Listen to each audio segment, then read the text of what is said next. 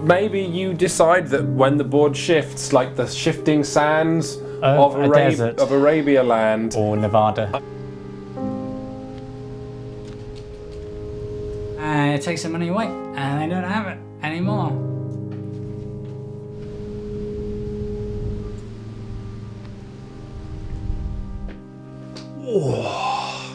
It's not usual for game critics to last very long. One reason for that is that you'd struggle to raise a family on this money. Actually, you'd struggle to raise a medium-sized bird. But another reason is just that critics run out of stuff to say. And I've been doing this for 3 years now. So, this week I'm preparing for my inevitable end with new release from Space Cowboys Black Fleet. You see, I won't be asked with a long manual, and Black Fleet has a simple one. My failing eyes will need a big board. Black Fleet has that. My failing fingers will need huge miniatures, and Black Fleet has that. And my failing soul will need a really nice inlay. And look, it's a skull and crossbones inlay. Amazing. And it works for 3 to 4 players, and that's great because I'm sure Matt and Paul will be there with me, and Brendan might be alive. Now, look at this. What you're doing here in Black Fleet is you are trying to make money, enough money to ransom the governor's daughter in this Jackson Pollock Caribbean. Each player is going to have one large merchant ship and one small pirate ship that's trying to steal from the merchants. It's so simple. Simple enough for you, Grandpappy Quinns. Shut up! By God as my witness, I'll spank you again! Let's get more detailed. Let me explain to you exactly how your turn works.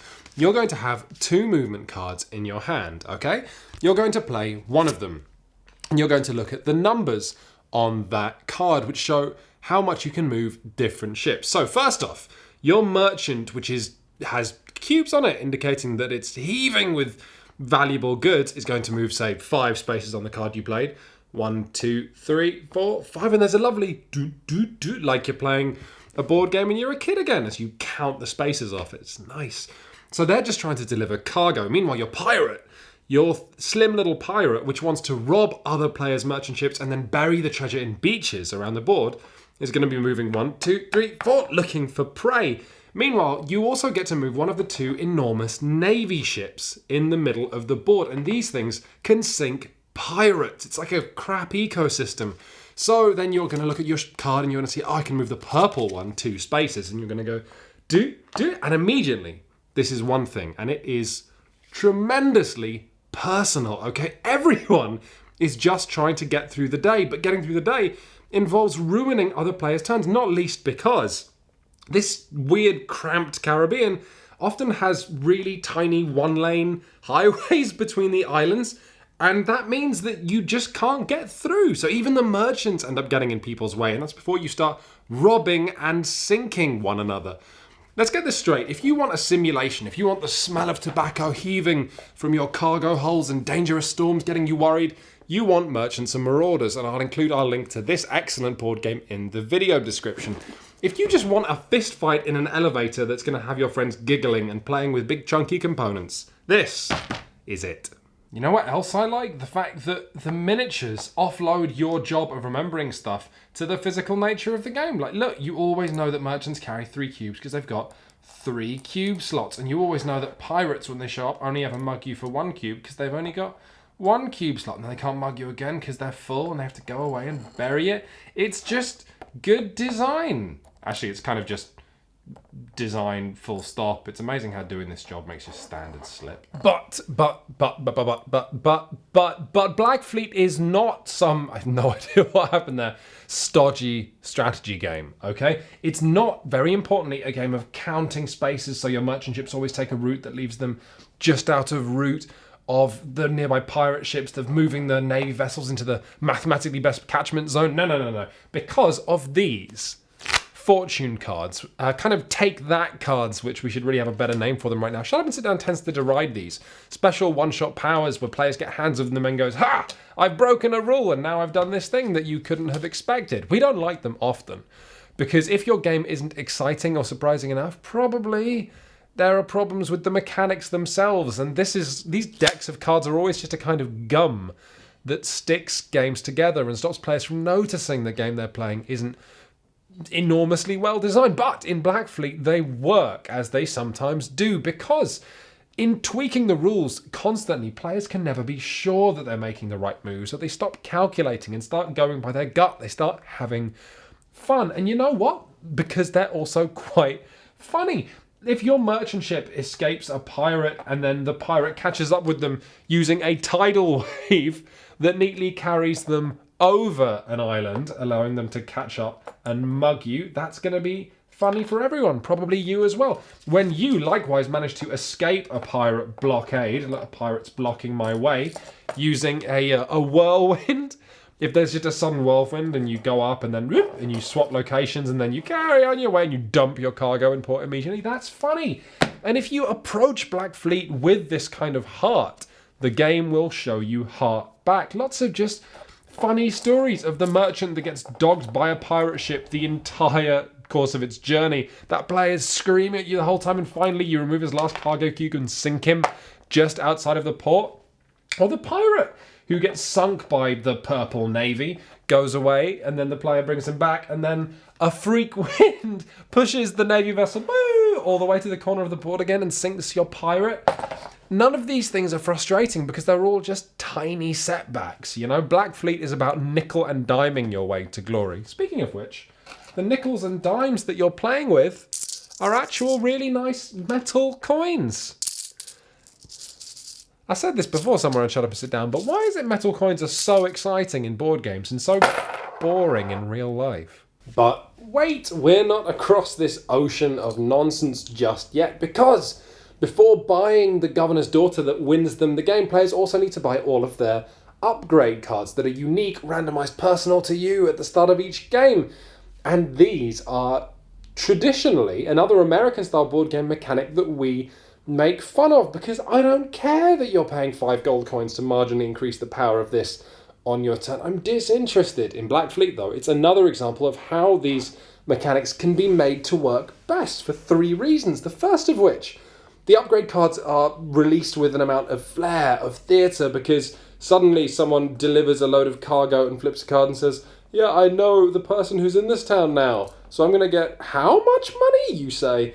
Or you're chasing a merchant and then they just turn on a dime and blow you up because they have cannons now. These card powers are also simple enough that you can memorize them, and most importantly, they get around a problem in Ameritrash-style games where players are punished for taking good early turns because everyone else gangs up on them. In this, you just get upgrades for having good early turns, upgrades that are going to help you win. And actually, that's not a problem Blackfleet usually suffers from anyway, because it's mean enough and players just turn into hyenas. You're not going to go for the player who's in the lead because you could make a fast buck continuing to mug the player who's in last place, which, again, hopefully you'll find funny. And, you know, my aging, rotting brain will say, it's funny because the weak are being bullied. All in all, Blackfleet is just aggressively pleasant. You know, it's got this pleasant game that wants you to be really aggressive with pleasant balance, but tons of variety and being so eager to please. It's got this really lovely board, but that really wants you to like the skull and crossbones inlay and the metal coins and the fact that all the cards have different art, even though it's only slightly different. But for the right group that wants to roll some dice and drink some beers and be a bit clever and have some fun, Shut Up and Sit Down recommends, I'll say to my social service worker who's come to clean out my litter tray, and he'll say, that's very funny, Mr. Smith, but you need to take your medication. Oh, of course. Thank you.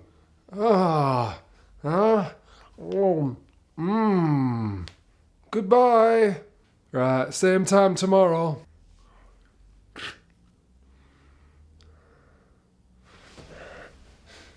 So, there's a reason we can't recommend Blackfleet, because there's another game. A game that they won't let me have because I get too excited. There's something else that's for 3 to 4 players, set at sea, that sees players doing horrible things to each other.